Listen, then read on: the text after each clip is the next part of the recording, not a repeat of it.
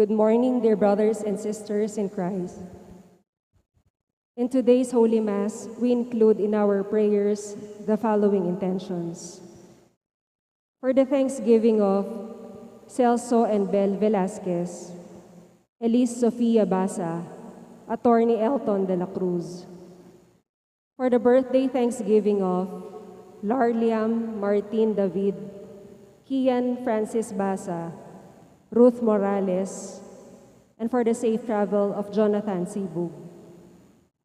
For the special intentions of Maribel Mandela, Mary Manette Pineda, Paldeng family, Emeline Guevara Angeles, Justin Gabriel Angeles, Mr. and Mrs. Lenin Malang and family, Angie Bondok Liklikan, Amelia Julian and family, Lizzie Viray, Ilian Mikhail de Jesus, 𝘗𝘳𝘦𝘢𝘴𝘩 Velasquez, Mary Ann Soliman, BJ Lagman, Raquel Soriano, Romel Riza Pauline del Rosario, Holy Angel University Electrical Engineering students, Lenny Kiko. For the speedy recovery, safety, good health, and complete healing of Nora Suing, Nora Simbul, Maylin Soberano, Nilo Udan, Bensong Ong Sr., Carmelita Tiglao, Corazon Pangan, Luther Lopez, Dixon Oronce, Mariel Olalia, Gloria Sese, Abraham Velasquez, Dan Michael Manlutak, Mario Pasion, Remigio Pangan, Jennifer Lianzana, and all our sick relatives and friends. We also pray for the guidance and protection of the Holy Spirit, for the family of Annie Razon, and the family of Antonio and Josefina Guevara. We pray for the eternal repose of the souls of Alfredo Arce Sr., Norma Arce, Mark Herald Dalay, Ernesto Manag Sr., Marian Ocampo, Manuel Tongyo, Teresita Tongyo, Mark Louis Tongyo, Juanita Lagason, Cesar David, Frumencio Simbul, General Amado de Mata, Nelson Garma, Angelito Lacap, Herminia Pesayco, Merla Mangalus, Gloria Ongtionco, Ener Del Val, Gloria Manalili, Delia Conanan, Rodolfo Bautista, Herminio Reyes, Henry Nicdao, Benji Mutuk, Maria Aguas, Ray Cruz, Romy Magcalas, and all poor souls in purgatory. And also for our safety against the COVID-19 pandemic, for the safety, recovery, and complete healing of all those affected by this coronavirus, for the eternal repose of all those who died because of this pandemic, and for the safety of all our frontliners. Let us all kneel for the Oratio Imperata. In the name of the Father, and of the Son, and of the Holy Spirit, Amen.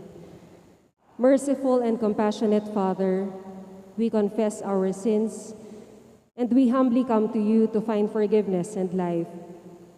We come to you in our need to seek your protection against the COVID-19 virus that has disturbed and even claimed lives.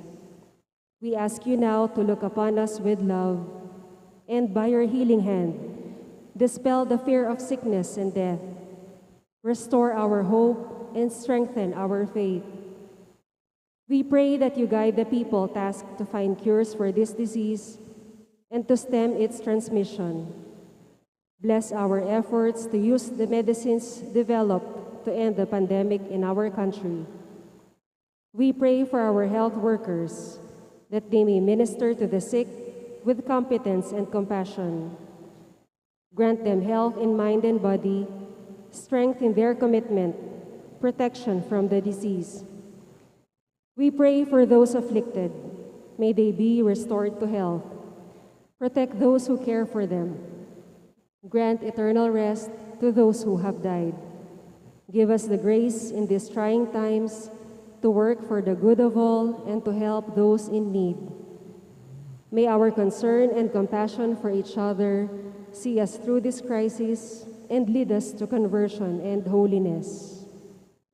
Grant all this through our Lord Jesus Christ, your Son, who lives and reigns with you in the unity of the Holy Spirit, God, forever and ever. Amen. We fly to your protection, O Holy Mother of God. Do not despise our petition and our necessities, but deliver us always from all dangers. O glorious and blessed Virgin. Amen.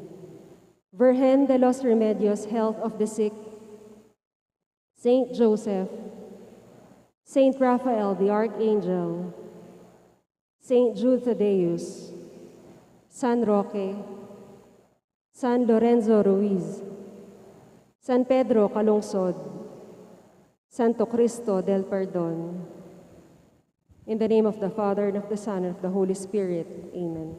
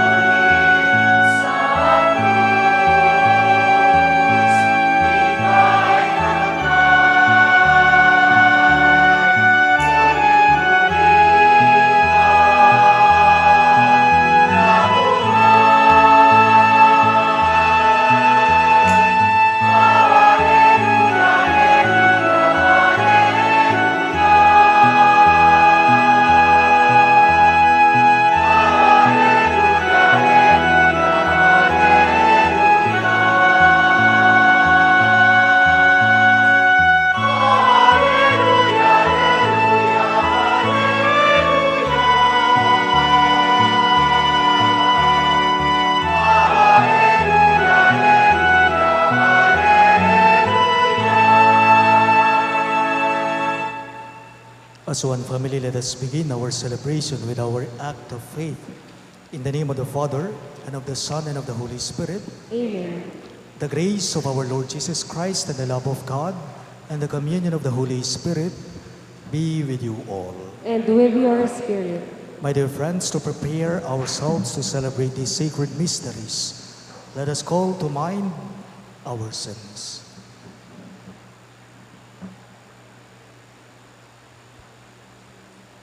Together we say, I confess to Almighty God And to you, my brothers and sisters, that I have greatly sinned in my thoughts and in my words, in what I have done and in what I have failed to do. Through my fault, through my most grievous fault. Therefore I ask the Blessed Mary, ever Virgin, all the angels and saints, and you, my brothers and sisters, to pray for me to the Lord our God. May Almighty God have mercy on us, forgive us our sins, and bring us to everlasting life. Amen.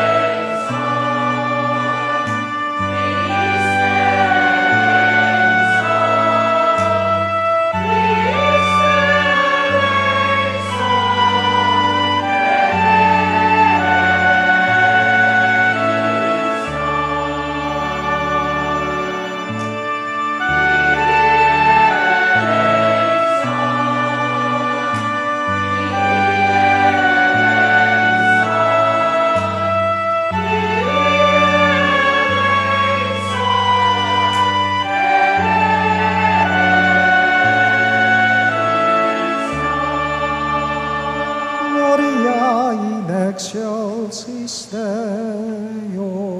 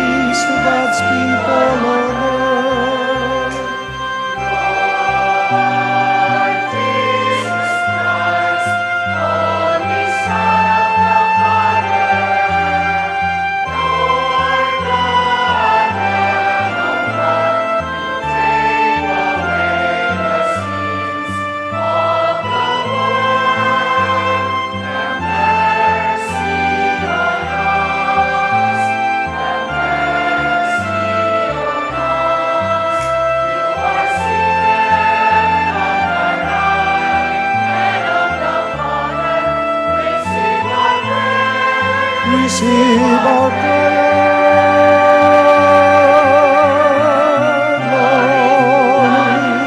Glory to God in the highest.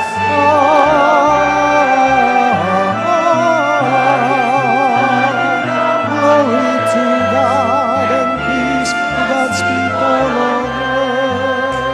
For you alone are the Holy One. You alone are the Lord.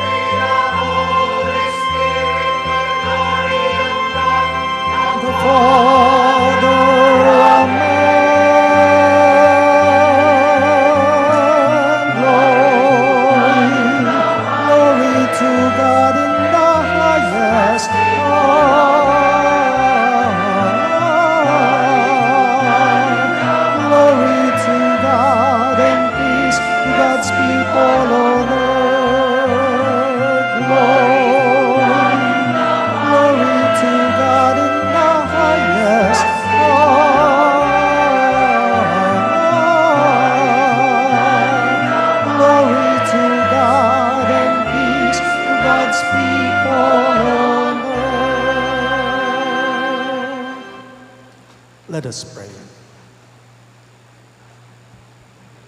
God of everlasting mercy, who in the very recurrence of the Paschal feast kindle the faith of the people you have made your own, increase, we pray, the grace you have bestowed, that all may grasp and rightly understand in what font they have been washed, by whose Spirit they have been reborn, and by whose blood they have been redeemed. Through our Lord Jesus Christ, your Son, who lives and reigns with you in the unity of the Holy Spirit, one God forever and ever. Amen.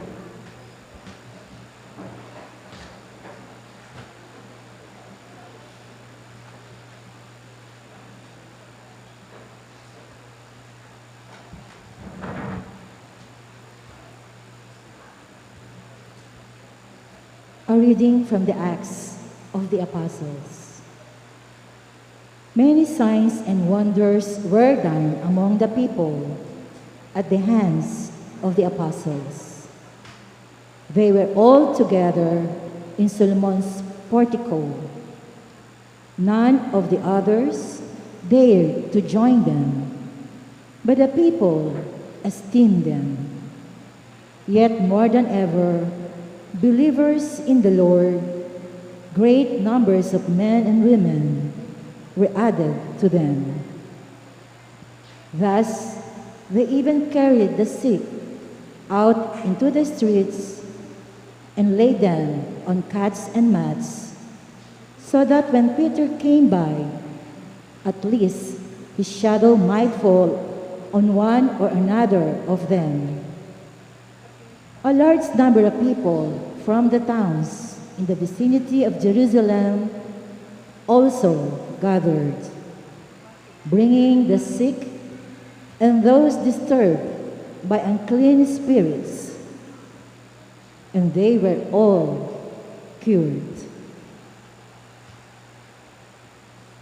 The word of the Lord. Thanks be to God. For our responsorial psalm, let our response be, give thanks to the Lord, for he is good. His love is everlasting. Give thanks to the Lord, for he is good. His love is everlasting. Let the house of Israel say, his mercy endures forever. Let the house of Aaron say, his mercy endures forever. Let those who fear the Lord say, his mercy endures forever. Give thanks to the Lord, for he is good. His love is everlasting. I was hard pressed and was falling, but the Lord helped me. My strength and my courage is the Lord, and he has been my Savior.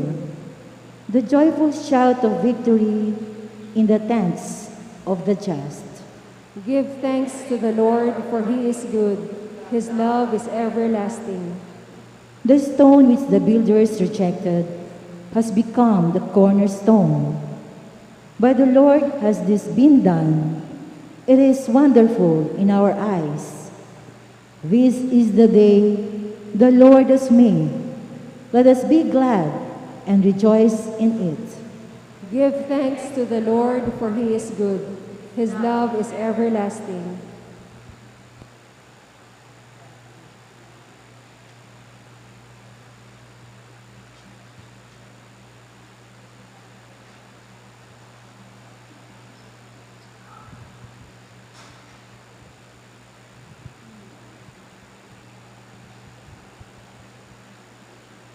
A reading from the book of Revelation.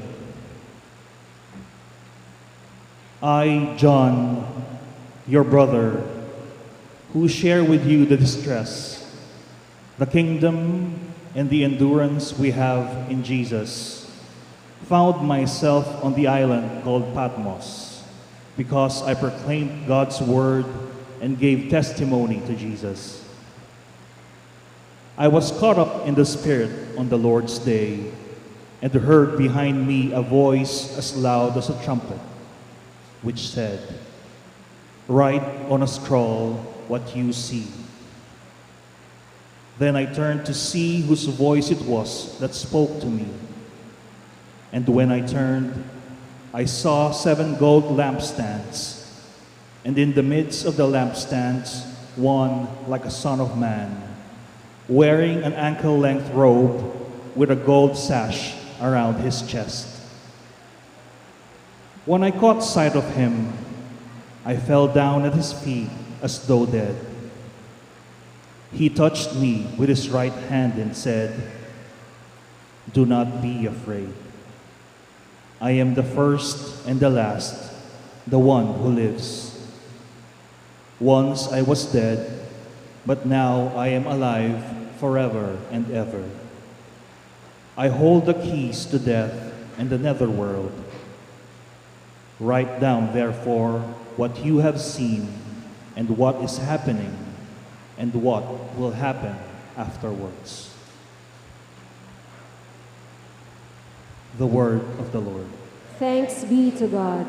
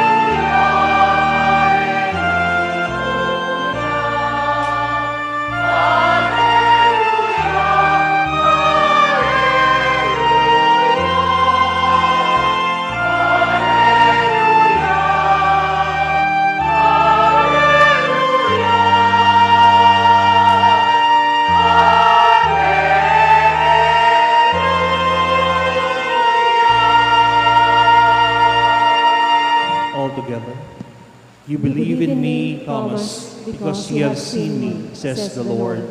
Blessed are they who have not seen me, but still believe.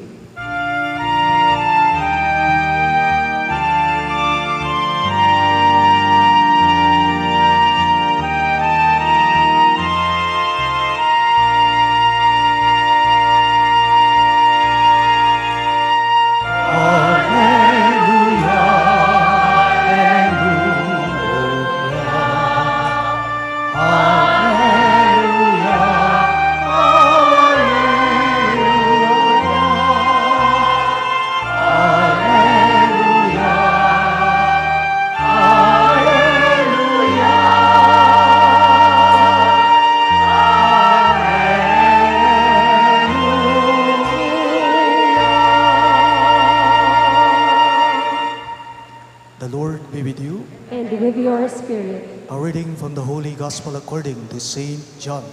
Glory to you, O Lord.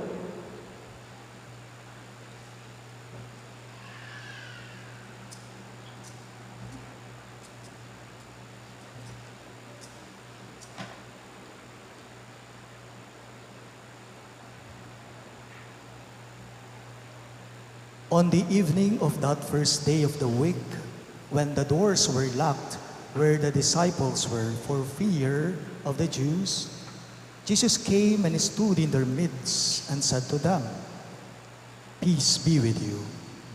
When he had said this, he showed them his hands and his side.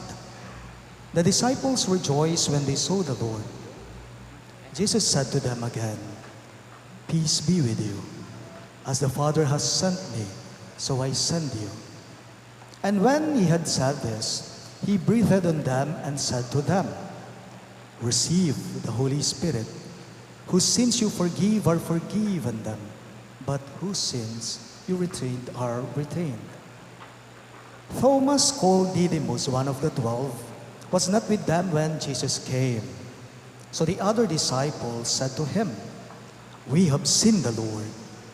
But he said to them, "Unless I see the mark of the nails in his hands, and put my finger into the nail marks, and put my hand into his side, I will not believe." Now a week later, his disciples were again inside, and Thomas was with them. Jesus came, although the doors were locked, and stood in their midst and said, "Peace be with you." Then he said to Thomas, "Put your finger here and see my hands, and bring your hand and put it into my side, and do not be unbelieving, but believe." Thomas answered and said to him, "My Lord and my God." Jesus said to him, "Have you come to believe because you have seen me? Blessed are those who have not seen and have believed." Now Jesus did many other signs in the presence of his disciples that are not written in this book, but these are written that you may come to believe that Jesus is the Christ, the Son of God, and that through this belief you may have life in his name. Sisters and brothers in Christ, the good news of our salvation. Praise to you, Lord Jesus Christ.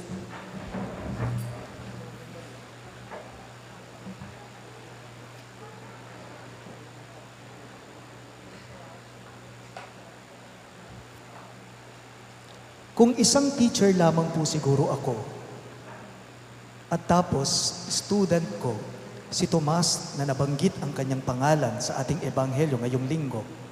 Kung teacher ako ni Tomas, tapos disipulo ko siya, student ko siya, magiging favorite student ko si Tomas. O magiging pet ko sa mga students ko si Tomas. Bakit? Kasi palatanong po siya. Palausisa siya. Lahat inaalam niya. Sabi po nila, ang mga students daw po na palatanong sa klase, siguradong interesado. Gustong-gusto nila ang matuto. And if you observe in the gospel, si Tomas po hindi na lamang po siya basta-basta naniniwala o tango ng tango sa sinasabi sa kanya. Kung napansin ninyo, si Tomas, anong ginagawa niya? Pilit niyang inaalam, iniintindi ang lahat ng naririnig niya sa iba at hindi na lamang po siya basta-basta naniniwala. Kung natatandaan po ninyo o kung alam ninyo, ito rin sa Ebanghelyo ni San Juan, noong si Tomas may sinabi siya kay Jesus. Sabi po ni Tomas kay Jesus, "Guro, Maestro, hindi man po namin alam kung saan kayo pupunta. Paano po namin malalaman ang daan?" Sabi ni Santo Tomas kay Jesus, "Teacher, Rabbi, we do not know where you are going, so how can we know the way?" My own translation of that, "Guro, niloloko mo ba kami?" O ito, ang buri ng sabihan Tomas, "Guro, ginagawa mo naman kaming tanga. May man balo nung nuka rin ka, bunta makanano miyang balo ing dalan." Nga namawaring Santo Tomas kaya. Palatanong po siya. Lahat inaalam niya, inuusisa niya, at hindi na lamang po siya basta-basta naniniwala sa sinasabi sa kanya. In short, Thomas was just sincere. And he was honest about his disbelief. He doubted, yes, but his doubt was truthful. Therefore, he was just a principled man. Pruweba ang kanyang kailangan. Kaya maprinsipyo siya. Sa Ebanghelyo po natin ngayong ikalawang linggo ng muling pagkabuhay ni Jesucristo, sinabi ni Tomas sa mga kasama niyang alagad kasi ibinalita sa kanya na nakita nila ang kanilang guro na buhay siya. Muling nabuhay siya. Anong sinabi ni Tomas? "Unless I see the mark of the nails in his hands and put my finger into the nail marks and my hand into his side, I will not believe." Nga na? Hanggang ko akit, ding bakas ding paku, karing gamat na, at itagkiling taliri ko, king bakas ning paku, ating gamat ko, king Catalin, di kinganek, maniwala. Nga ng Santo Tomas, king karing kayabe ng alagad. Ituon po natin ang atensyon natin dito mismo sa mga sinabi ni Tomas sa mga kasama niyang disipulo. Hanggat hindi ko siya makikita, hindi ako maniniwala. Nga na. Hanggat wala akong paniniwalaan.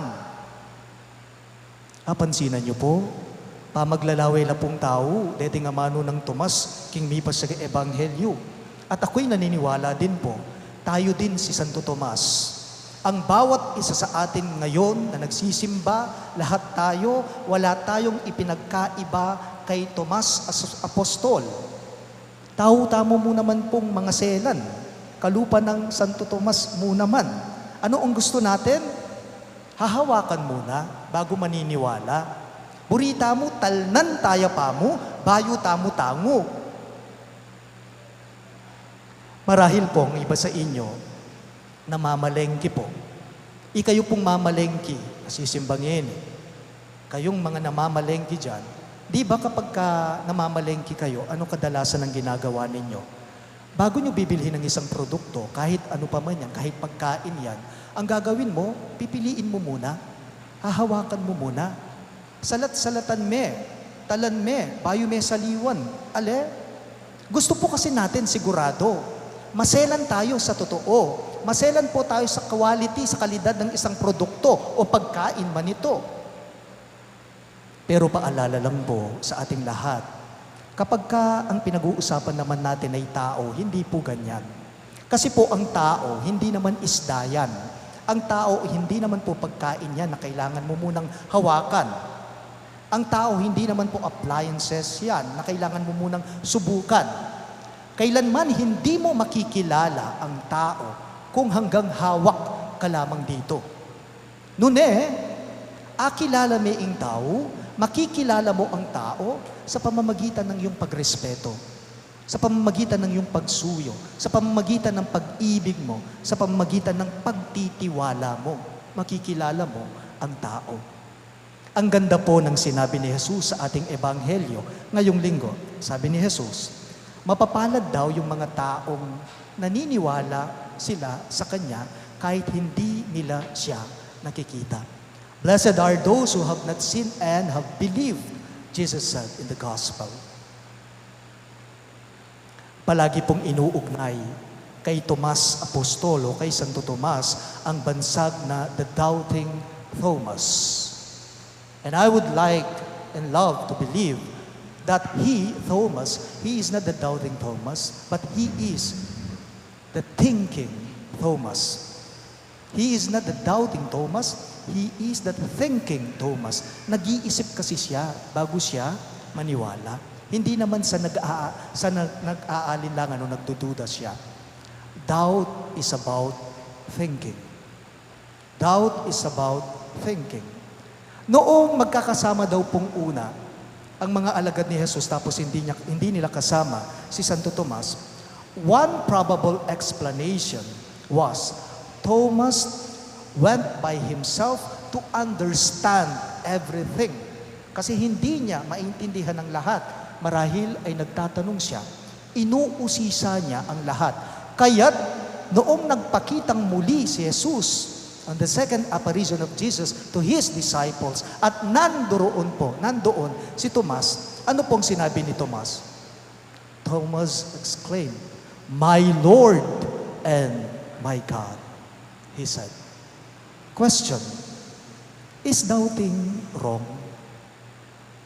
Marahil lahat po tayo kung minsan, dumarating talaga sa atin, sa buhay natin, kung minsan, nag-aalinlangan tayo, nagdududa tayo sa mga bagay-bagay.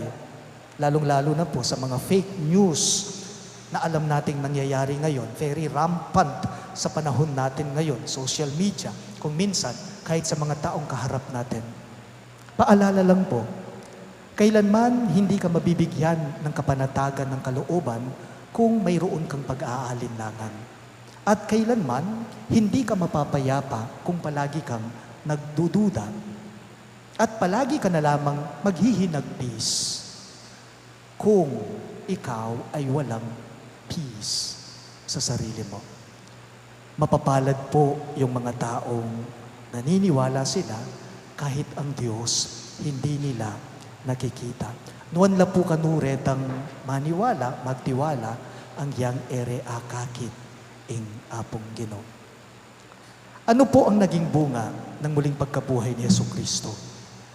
Ang bunga, ay nagkaroon ng malalim na pananampalataya ang mga alagad niya sa Kanya at ngayon din po sa atin ngayon.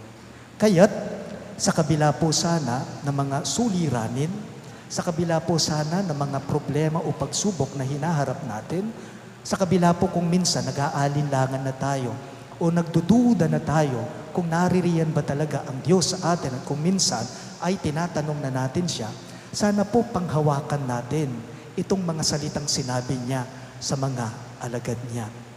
Blessed are those who do not see me and yet they believe.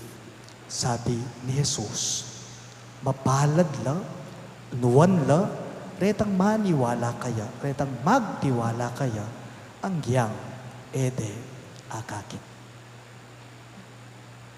Please all rise. We now profess our faith. I believe in God, the Father Almighty, creator of heaven and earth, and in Jesus Christ, his only Son, our Lord, who was conceived by the Holy Spirit, born of the Virgin Mary, suffered under Pontius Pilate, was crucified, died, and was buried. He descended into hell. On the third day he rose again from the dead. He ascended into heaven, and is seated at the right hand of God, the Father Almighty. From there he will come to judge the living and the dead. I believe in the Holy Spirit, the Holy Catholic Church, the communion of saints, the forgiveness of sins, the resurrection of the body, and life everlasting. Amen. Father of endless mercy and boundless compassion, look upon us with love as we lift up to you our supplications. For every petition you shall respond. Merciful Father, hear us. All of us, please. Merciful Father, hear us. Reborn in baptismal waters, may the Church carry on the healing mission of Christ in the midst of a troubled world. We pray. Merciful Father, hear us. By the power of your word of life, break through the fears of the leaders of our nation, so that they may be empowered instruments of justice. We pray. Merciful Father, hear us. Through your freeing love, may those who are sick, depressed, anxious, and all who are in any form of bondage be led to the peace of healing, presence of the risen Lord. We pray. Merciful Father, hear us. Enable those who are in despair because of their weaknesses and sinfulness to draw near to the font of mercy, Jesus Christ, your Son, we pray. Merciful Father, hear us. Trusting in the truth of your gospel, may our beloved dead, who hoped in your mercy, find home and contentment in the eternal life you have promised. We pray. Merciful Father, hear us. We also include in our prayers the following intentions.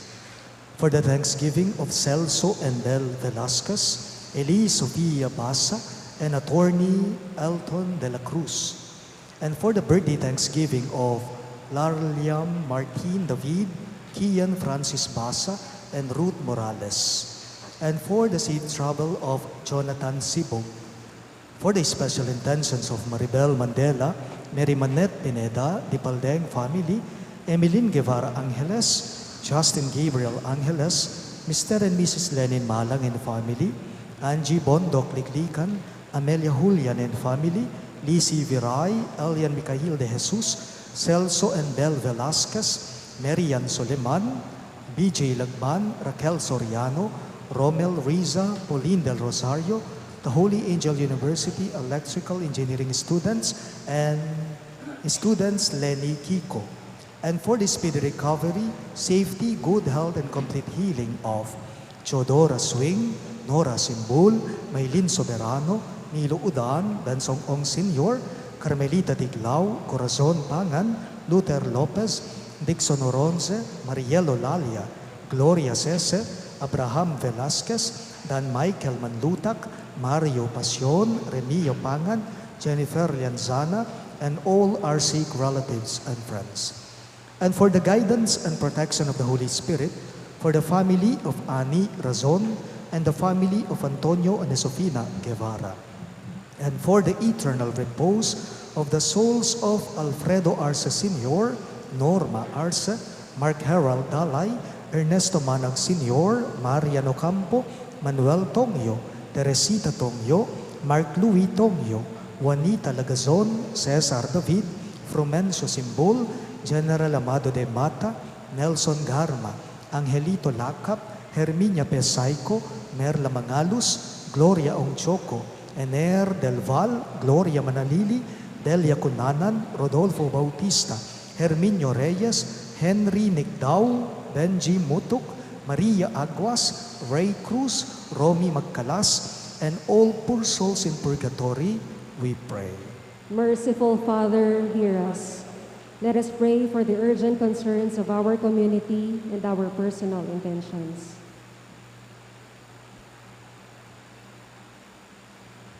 Gracious Father, hear us as we call on your mercy. Sustain us with your gifts of faith, hope, and love as we savor the Easter festivities with great joy. We ask this through Christ our Lord. Amen.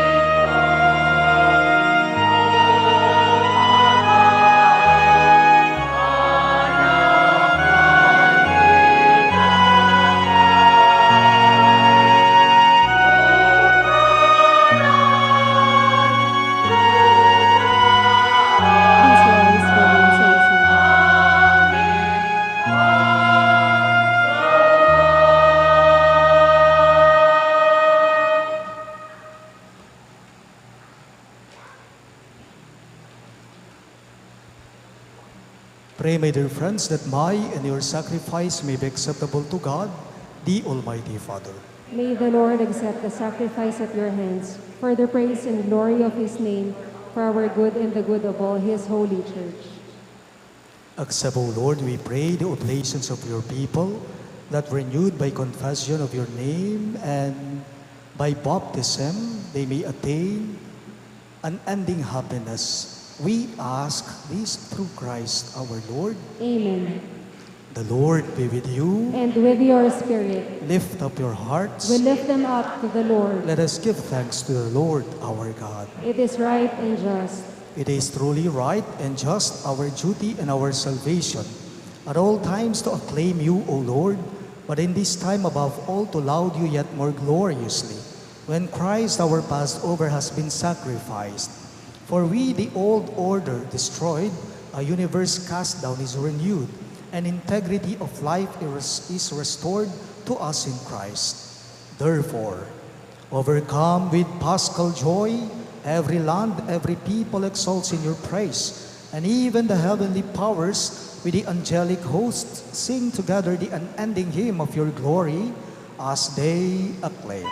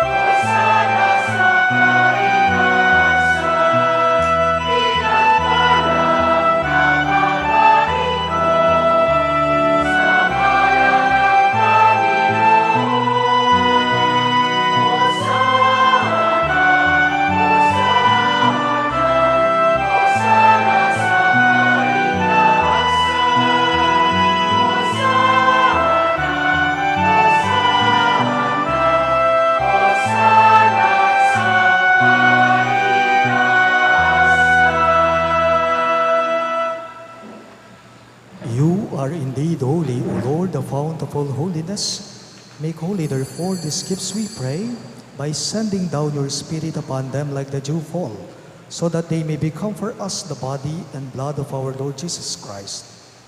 At the time he was betrayed and entered willingly into his passion, he took bread and giving thanks, broke it and gave it to his disciples, saying, "Take this, all of you, and eat of it, for this is my body, which will be given up for you."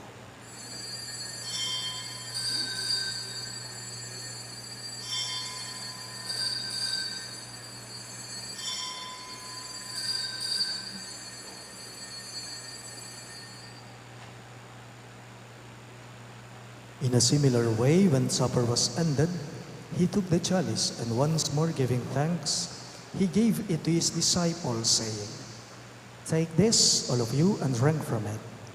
For this is the chalice of my blood, the blood of the new and eternal covenant, which will be poured out for you and for many for the forgiveness of sins.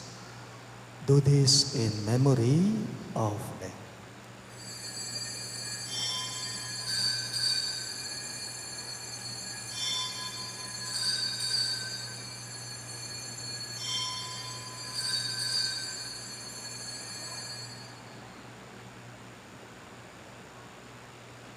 Let us now joyfully proclaim the mystery of faith.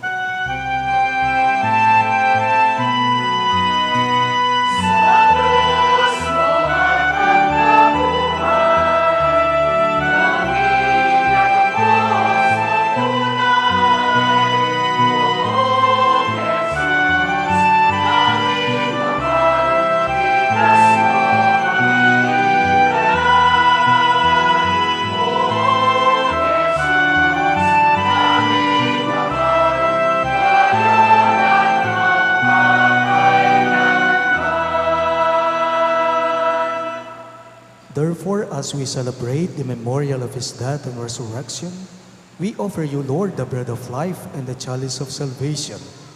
giving thanks that you have held us worthy to be in your presence and minister to you.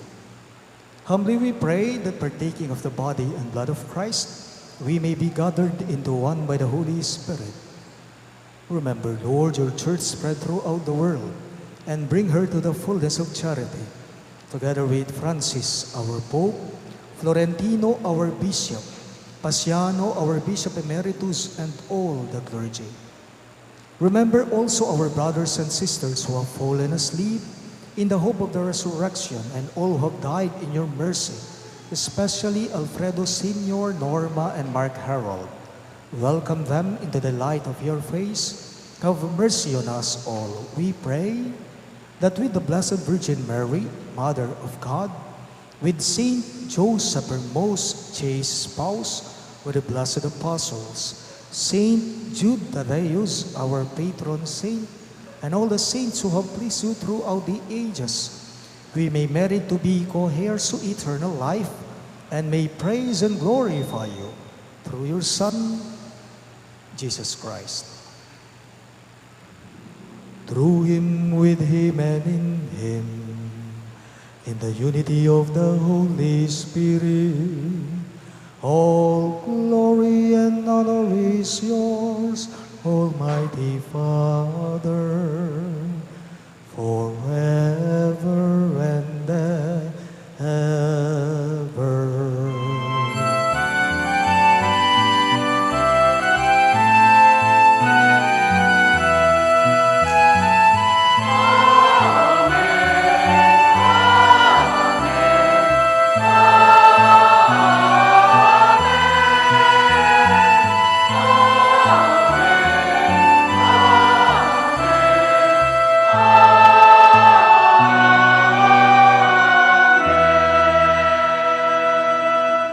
At the Savior's command and formed by divine teaching, we dare to pray.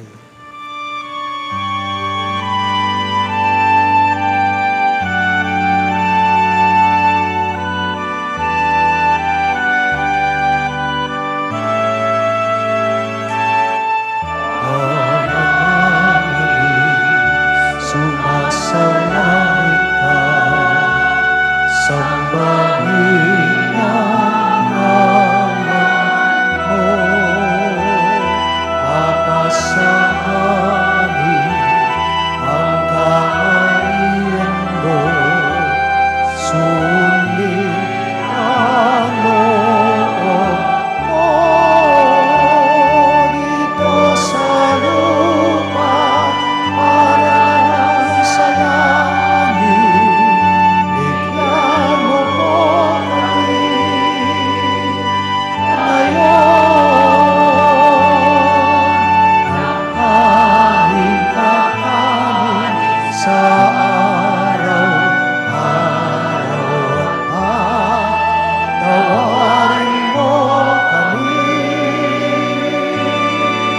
sa aming mga sala, para na pagpapatawad namin sa nagkakasala sa amin. At huwag mo kami ipahintulot sa tukso, at iadya mo kami sa lahat na masama. Deliver us, Lord, we pray, from every evil. Graciously grant peace in our days, that by the hope of your mercy, we may be always free from sin and safe from all distress, as we await the blessed hope and the coming of our Savior, Jesus Christ. For the kingdom, the power, and the glory are yours, now and forever. Lord Jesus Christ, who said to your apostles, "Peace I leave you, my peace I give you," look not on our sins, but on the faith of your church, and graciously grant her peace and unity in accordance with your will, who live and reign forever and ever. Amen. The peace of the Lord be with you always. And with your spirit. Let us offer each other the sign of peace. Peace be with you.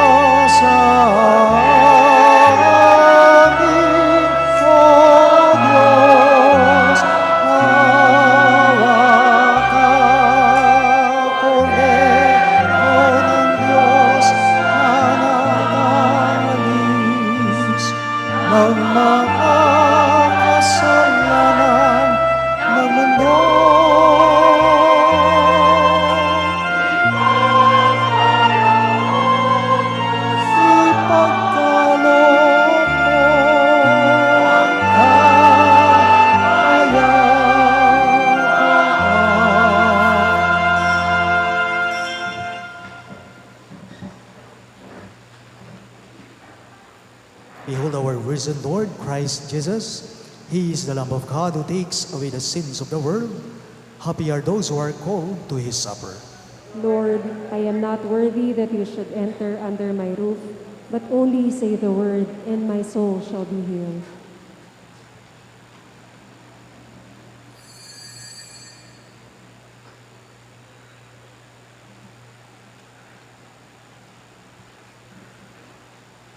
The body of Christ. Amen.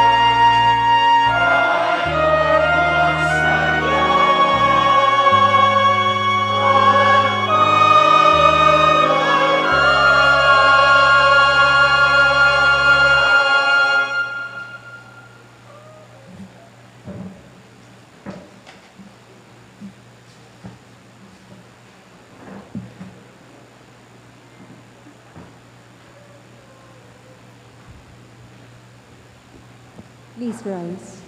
Let us pray. Grant, we pray, Almighty God, that our reception of this Paschal Sacrament may have a continuing effect in our minds and hearts. We ask this through Christ our Lord. Amen. The Lord be with you. And with your spirit. Bow down for the blessing. May God, who by the resurrection of His only begotten Son was pleased to confer on you the gift of redemption and of adoption, give you gladness by His blessing. Amen. May God, by whose redeeming work you have received the gift of everlasting freedom, make you heirs to an eternal inheritance. Amen.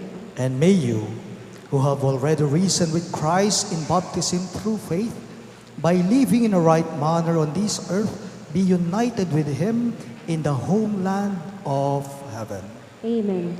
And may the Almighty God bless you. In the name of the Father, and of the Son, and of the Holy Spirit. Amen. The Mass is ended.